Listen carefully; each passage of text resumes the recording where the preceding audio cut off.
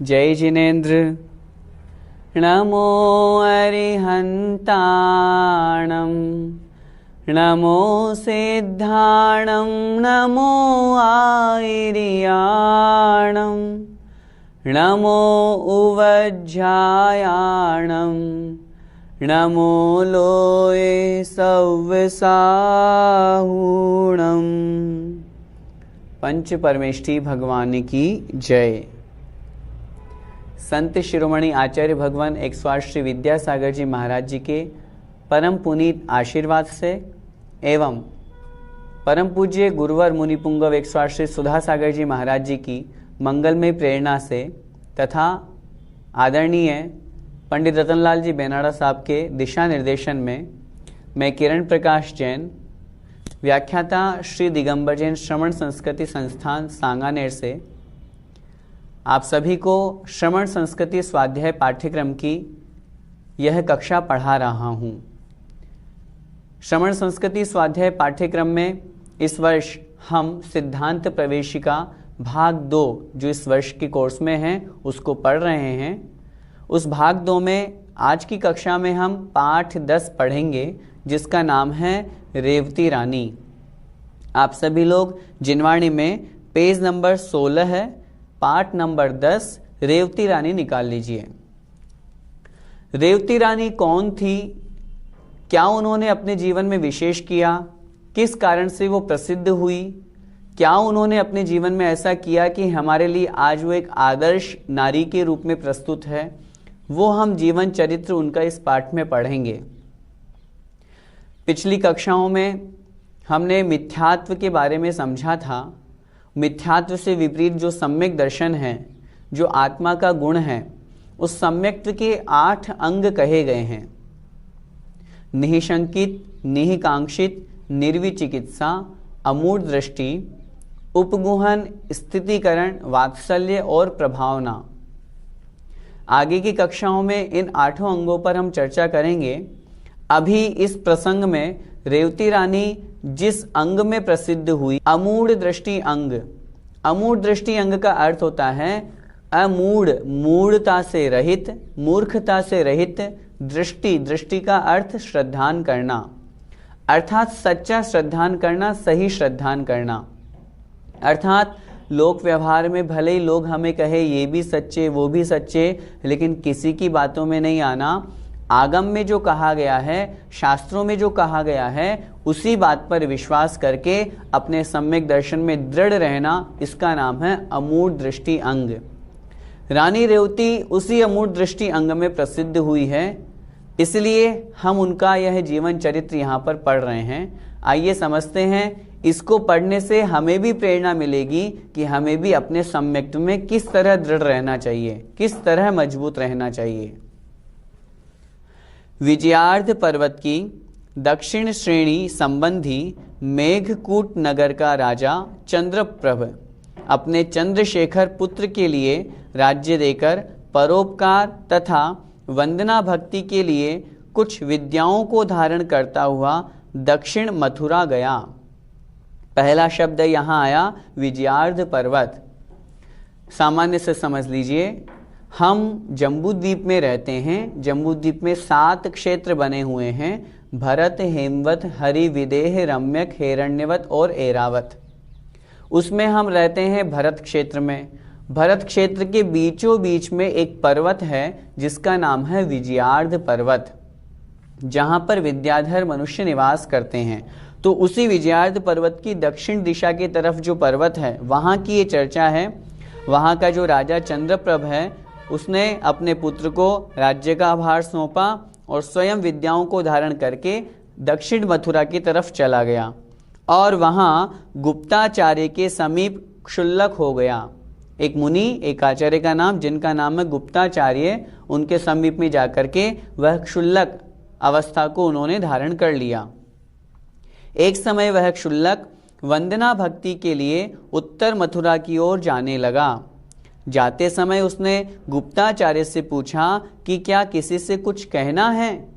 जैसा कि हम कभी कभी पूछते हैं, आचार्य महाराज के पास में गए, गुरु महाराज के पास में गए, वहाँ उनसे पूछा हम उधर जा रहे हैं, किसी से कुछ कहना है। तो वो अपना समाचार, अपनी वंदना, अपनी नमोस्तु या किसी को आशीर्वाद भिजवा देते हैं। तब गुप्ताचार्य ने कहा कि सुव्रत मुनि को वंदना और वरुण राजा की महारानी रेवती के लिए आशीर्वाद कहने के योग्य हैं। एक को वंदना और एक को आशीर्वाद कह दिया। क्षुल्लक ने 3 बार पूछा, फिर भी उन्होंने इतना ही कहा। तदनंतर क्षुल्लक ने विचार किया कि वहां 11 अंग के धारक भव्य सेनाचार्य तथा अन्य धर्मात्मा लोग भी रहते हैं, जिनका इन्होंने नाम भी नहीं लिया है। इसमें कुछ कारण अवश्य होगा। और ऐसा विचार करते हुए वह क्षुल्लक उत्तर मथुरा चला गया। उसने सोचा, इन दोनों के लिए ही क्यों कहा, वहां तो अन्य और भी हैं। एक नाम इन्होंने आचार्य का दिया, भव्य सेनाचार्य, वो भी वहां पर है। अन्य और भी मुनिगण हैं, और भी श्रावक जन हैं, उनको तो आशीर्वाद नहीं बोले, और भी मुनिराजों को, आचार्यों को वंदना नहीं बोले। समझ नहीं आ रहा ऐसा क्यों किया इन आचार्य ने। वो विचार करता रहा। विचार करते करते वो उत्तर मथुरा चला गया। वहां जाकर उसने सुव्रत मुनि के लिए गुप्ताचार्य की वंदना कही। सुव्रत मुनि ने परम वात्सल्य भाव दिखलाया। वह उनके दर्शन कर भव्य सेन की वसतिका में गया। भव्य सेन आचार्य, जिसका नाम पहले इंगित किया था कि वो वहां पर थे, लेकिन उनके प्रति उन्होंने कोई वंदना, कोई नमोस्तु नहीं भिजवाया। उन मुनिराज की वंदना करके, जिनके लिए आशीर्वाद भिजवाया था, सुव्रत मुनि, उनकी वंदना करके वो भव्य सेन की वसतिका में गया। क्षुल्लक के यहाँ पहुंचने पर भव्य सेन ने उससे संभाषण भी नहीं किया, उससे बातचीत भी नहीं करी, ईर्ष्या भाव को धारण किया। भव्य सेन शौच के लिए बाहर ही जा रहे थे, सो क्षुल्लक उनका कमंडलू लेकर उनके साथ बाह्य भूमि में गया और विक्रिया से उसने ऐसा मार्ग दिखाया जो कि हरे भरे कोमल तृणों के अंकुरों से आच्छादित था। वो मुनिराज शौच के लिए जा रहे थे, कमंडलू उन क्षुल्लक ने अपने हाथ में ले लिया, लेकिन चूंकि उसके पास में विद्याएं थी, उस विद्या के प्रभाव से उसने कमंडलू का पानी सुखा दिया और वहां पर जिस मार्ग से वो जा रहे थे, उस मार्ग में ऐसी क्रिया कर दी, अर्थात विद्या के प्रभाव से छोटी छोटी घास, छोटे छोटे अंकुर से उत्पादित वहां पर वनस्पति उसने उगा दी। उस मार्ग को देखकर क्षुल्लक ने कहा भी कि आगम में ये सब जीव कहे हैं, एक इंद्रिय जीव तो है ही घास आदि में, और उनके निमित्त से कितने त्रस जीव होते हैं। भव्य सेन आगम पर अरुचि, अश्रद्धा दिखाते हुए तृणों पर चल गए और घास में, वनस्पति में ही वो उनके ऊपर ही चलने लगे। क्षुल्लक ने फिर विक्रिया से कमंडल का पानी सुखा दिया। जब शुद्धि का समय आया तब कमंडल में पानी नहीं है तथा कहीं कोई विक्रिया भी नहीं दिखाई देती है।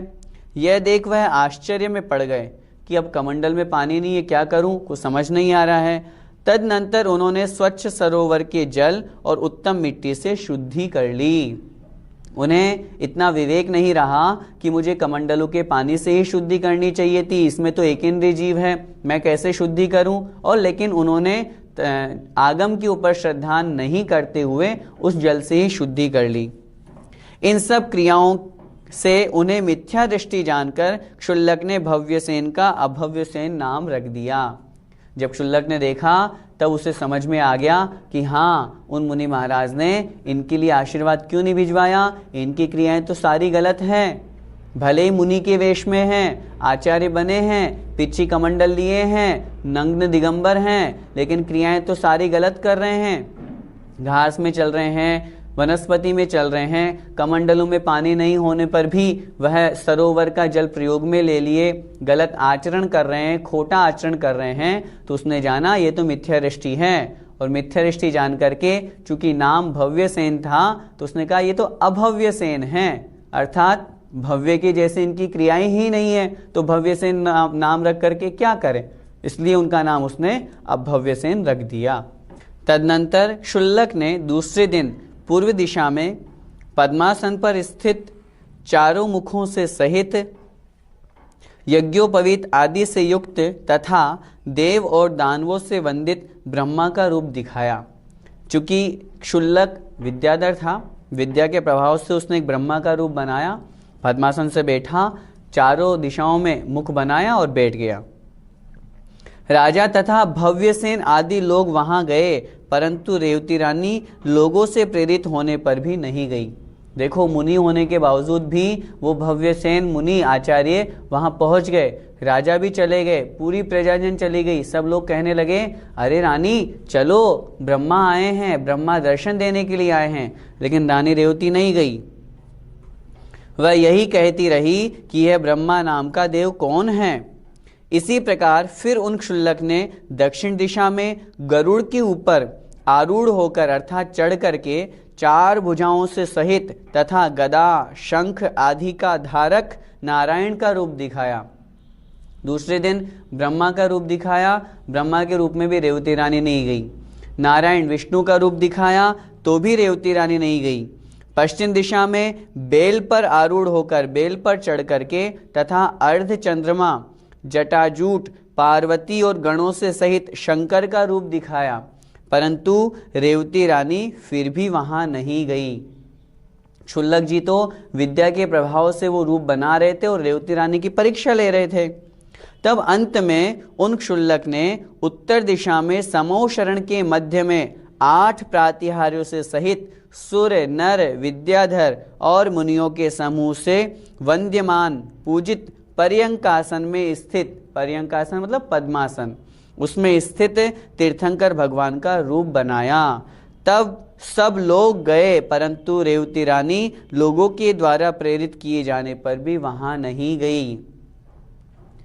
विद्या के प्रभाव से क्षुल्लक ने पूरा समोषण बना दिया। जैसे समोषण में तीर्थंकर भगवान बैठे हैं, अष्ट प्रातिहार्य हैं, देवताओं के द्वारा सारी क्रियाएं हो रही है, 8 भूमियां बनी हुई है, पूरी 20-20 हजार सीढ़ियां लगी हुई है, मान स्तंभ है, पूरा का पूरा डिट्टू सेम टू कॉपी समोषण बना दिया। लेकिन फिर भी रेवती रानी वहां नहीं गई। वह यही कहती रही कि नारायण 9 ही होते हैं, रुद्र 11 ही होते हैं और तीर्थंकर 24 ही होते हैं, ऐसा जिनागम में कहा है और वे सब हो चुके हैं। यह तो कोई मायावी है।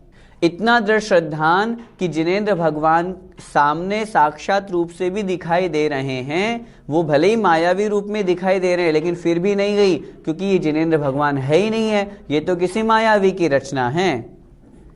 अगले दिन चर्या के समय उसने एक ऐसे क्षुल्लक का रूप बनाया जिसका शरीर बीमारी से क्षीण हो गया था। किसने बनाया? उन क्षुल्लक ने बनाया। वह रेवती रानी के घर के समीपवर्ती मार्ग में मायामयी मूर्छा से गिर गया। रेवती रानी ने जब यह समाचार सुना तब वह भक्ति पूर्वक उठाकर उन्हें ले गई, उनका उपचार किया और पथ्य कराने के लिए उद्यत हुई। दवाई कराने के लिए उनका उपचार किया, सारी की सारी क्रियाएं की। उस क्षुल्लक ने आहार करने के बाद दुर्गंध से युक्त वमन भी कर दिया, वॉमिट कर दिया। रानी ने वमन को दूर करके कहा कि हाय, मैंने प्रकृति के विरुद्ध अपथ्य आहार दिया, जो शरीर के विरुद्ध था, आपके शरीर को नहीं पच पाया, मैंने कैसा गलत आहार दे दिया, इस तरह से निंदा की। रेवती रानी के उक्त वचन सुनकर क्षुल्लक ने अपनी माया को संकोच कर हर्ष के साथ उसके लिए गुप्ताचार्य का आशीर्वाद कहा। अब उन क्षुल्लक को समझ में आ गया कि रेवती रानी वास्तव में जिन धर्म की पक्की दृढ़ श्रद्धानी है, साक्षात समोषण का रूप दिखाने पर भी वह नहीं गई, और जिन धर्म में वास्तविक स्वरूप को जो क्षुल्लक ने ग्रहण किया, उनको आहार देने के बाद में स्वयं अपनी निंदा कर रही है। देखो मैंने कितना गलत किया। इस तरह के भाव उन रेवती रानी के थे। तब उन क्षुल्लक ने पूरी माया को संकुचित किया, माया को समेटा, दूर किया और वास्तविक रूप में आकर के उन्होंने उन गुप्ताचार्य का आशीर्वाद कहा और लोगों के बीच उसकी अमूढ़ दृष्टिता की बहुत प्रशंसा की। लोगों के बीच में बताया, देखो कितनी दृढ़ श्रद्धानी है, मूर्खतापूर्ण श्रद्धान से रहित है, लोक व्यवहार में अनेक प्रकार की मिथ्या मान्यताएं हैं, लेकिन ये वहां नहीं गई। यह सब करके क्षुल्लक अपने स्थान पर चला गया। राजा वरुण शिव कीर्ति पुत्र के लिए राज्य देकर तथा तप ग्रहण कर माहेंद्र स्वर्ग में देव हुआ, तथा रेवती रानी भी तप करके ब्रह्म स्वर्ग में देव हुई। इस प्रकार इस रेवती रानी की कथा हमने समझी। इस रेवती रानी की कहानी से हमें क्या शिक्षा मिलती है, हमें क्या सीखना है? हमें भी रानी रेवती की तरह अपने सम्यक दर्शन में मजबूत रहना है। पिछली वाली कक्षाओं में हमने जो मिथ्यात्व का स्वरूप समझा, उस मिथ्यात्व के स्वरूप को अच्छी तरह से जान करके छोड़ दें। अन्य देवी देवताओं के प्रति अथवा सरागी देवी देवताओं के प्रति, खोटे गुरुओं के प्रति जो हमारी मान्यता बनी हुई है, उस मान्यता को त्याग करें। हमने एक बार मेरी भावना की कक्षा में अच्छी तरह से समझाया था, चाहे कोई कितना भी भय, कोई डर दें, कोई हमें डराए, रुपए पैसे का लोभ दें, तो भी हमें सच्चे मार्ग से विचलित नहीं होना। रानी रेवती के जीवन चरित्र से हमें अपने जीवन में यह भाव रखना है और समझना है, हमें भी उसकी तरह दृढ़ बनना है। देखो, लोग बाग व्यवहार में देखते हैं कहीं पर कोई चमत्कार होता है, तुरंत वहां चले जाते हैं और उस चमत्कार के कारण से वहां नमस्कार करने लगते हैं। यह नहीं देखते कि वो सच्चा धर्म है कि खोटा धर्म है, कहीं किसी मायावी की रचना तो नहीं है। उस चीज को अच्छी तरह से समझ करके जो अन्य धर्म है, अन्य मत है, वहां तो हमें छोड़ना ही है। अपने मत में भी यदि कोई कुरीति आ गई है, कोई खोटा धर्म प्रवेश कर गया है, गलत बातें आ गई हैं, उनको भी हमें दूर करना है। देखो ना, रानी रेवती के सामने साक्षात समोषण लग गया, तो भी रानी रेवती नहीं गई। उसने तो कहा तीर्थंकर तो 24 ही होते हैं, 25 तो तीर्थंकर होते ही नहीं हैं। ये तो किसी मायावी की रचना है, किसी ने अपनी विद्या के प्रभाव से बना दिया। पूरी दुनिया चली गई, सब चले गए, लेकिन रानी रेवती नहीं गई। आज हम थोड़ा सा कोई हमें लोभ दिखाता है, डर दिखाता है, कोई अपनापन दिखाता है और हम अपने सम्यक्त्व से डिग जाते हैं, छोड़ देते हैं अपने सम्यक्त्व को। लेकिन हमें नहीं छोड़ना है। हमें कोई कितना भी डर दिखाए, कोई कितना भी कहे, सोचो, विचार करो। मैं आपसे एक छोटा सा प्रश्न करना चाहता हूं। अपने सम्यक्त्व की परीक्षा लेनी है तो कोई आपके मस्तक पर बंदूक लगा दे और बोले इस देवी को नमस्कार करो, क्या करेंगे हम? बताओ। अगर हम नमस्कार कर लिए तो डर के कारण से हमारा नमोस्तु हो गया, हमने डर के कारण से सम्यक्त्व को छोड़ दिया और मिथ्यात्व को ग्रहण कर लिया। किसी ने कहा एक काम करो, तुम वहां चले जाओ, तुम्हारा काम हो जाएगा, और हम वहां चले जाते हैं। हमें अपने जिनेंद्र भगवान के प्रति सच्चा विश्वास ही नहीं रहा। पूरी की पूरी दुनिया विश्वास पर टिकी हुई है, और यदि हम सच्चे जिनेंद्र भगवान के प्रति विश्वास नहीं करेंगे तो फिर कहां विश्वास करें? बताओ। नमोकार मंत्र हमारे लिए अनमोल निधि है। सच्चे वीतरागी, सर्वज्ञ और हितोपदेशी जिनेंद्र भगवान हमारे लिए अनमोल निधि है। आचार्य भगवान जैसे सच्चे गुरु हमारे लिए अनमोल निधि हैं। इनको भी छोड़ करके यदि हम अन्य में जाएंगे तो फिर हमारा क्या विश्वास? हम विश्वास करें, एक बार सच्चे जिनेंद्र भगवान के प्रति दृढ़ विश्वास करें। अंजन चोर ने क्या किया था?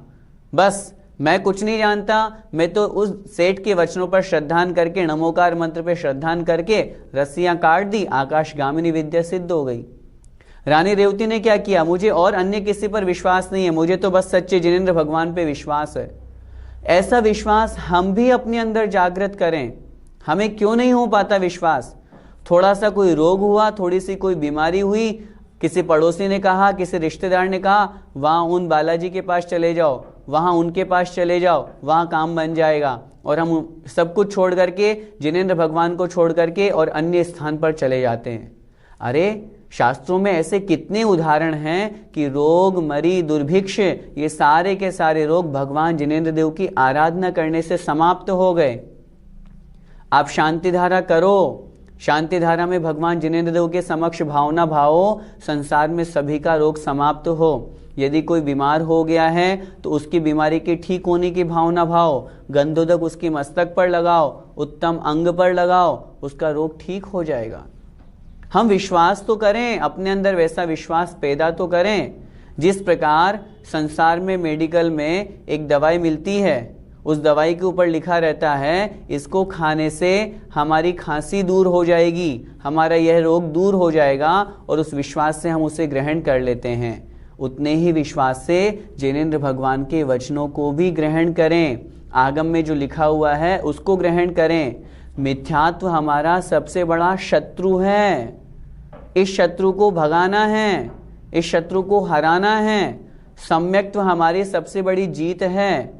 यदि हम मनुष्य पर्याय को प्राप्त किए हैं, मैं निवेदन करना चाहता हूं, बस एक काम करना है, हमें अपने जीवन को सार्थक बनाना है।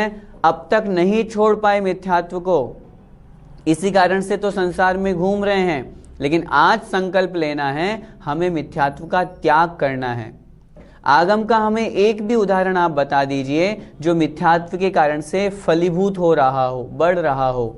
हाँ, कभी कभी एक प्रश्न बहुत से लोगों का हमारे सामने होता है, भैया जी जो मंदिर नहीं जाते, जो पूजा पाठ नहीं करते, जो सच्चे देव को नहीं मानते, मिथ्या देवी देवताओं को मानते हैं, उनके तो बहुत पैसे हैं, वो भी तो रईस हैं।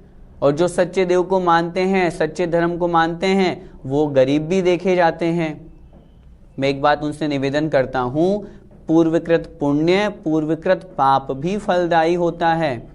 पहले उन्होंने ऐसे कोई कर्म किए होंगे, इस कारण से आज उनका पुण्य फलीभूत हो रहा है। जो आज जिन धर्म को प्राप्त करके यदि गरीब हैं, कमजोर हैं, पहले का पाप कर्म उदय में आ रहा है, इस कारण से ऐसा हो रहा है। लेकिन वर्तमान के इस पर्याय में जो हम पुण्य या पाप करें, उसके ऊपर हमें विश्वास करके आगे बढ़ना चाहिए, और जो पाप कर्म है उसको दूर करना चाहिए। हमने पहले भी समझा, मिथ्यात्व सबसे बड़ा पाप है। यदि अन्य पाप करते हैं तो कम हैं, लेकिन मिथ्यात्व से युक्त हैं तो वो सबसे बड़ा पाप है। मिथ्यात्व से युक्त होकर के की गई क्रियाएं, मैं आपसे बहुत दया भाव से निवेदन कर रहा हूं, यदि हम सच्चे देवशास्त्र गुरु पर श्रद्धा नहीं कर रहे, मंदिर आ रहे हैं, पूजा पाठ कर रहे हैं, व्रत उपवास कर रहे हैं, बहुत से लोगों को देखा 10-10 उपवास करते हैं 10 लक्षण के, फिर भी देवी देवताओं के जाके ढोक लगाते हैं। मैं उनसे पूछना चाहता हूँ, उनके वो 10 उपवास किस काम के, मंदिर की पूजा किस काम की, जो मिथ्यात्व को नहीं छोड़ पा रहे। जब हम मिथ्यात्व को छोड़ेंगे तब तो वह आचरण, वह नियम, व्रत, संयम काम का होगा, फलीभूत होगा। और यदि नहीं छोड़े, कितना भी कर लो, खूब नारियल के ढेर लगा दो, खूब बड़े बड़े विधान कर लो, और यदि सम्यक्त्व नहीं है तो वो क्रिया व्यर्थ है, किसी काम की नहीं है। इसलिए इस रेवती रानी के पाठ से हमें समझना है, सम्यक दर्शन को धारण करना है। सम्यक दर्शन को धारण करने के बाद में उसमें बिल्कुल अमूढ़ दृष्टि अंग का पालन करना है। कोई कितना भी समझाए, कोई कितना भी कहे वहां चलो वहां चलो, भैया मैं नहीं जाता। इसलिए अपने दृढ़ श्रद्धान को करके मिथ्यात्व का त्याग करें और सम्यक्त्व को अपनाएं। इसी मंगलमय भावना के साथ जय जिनेंद्र।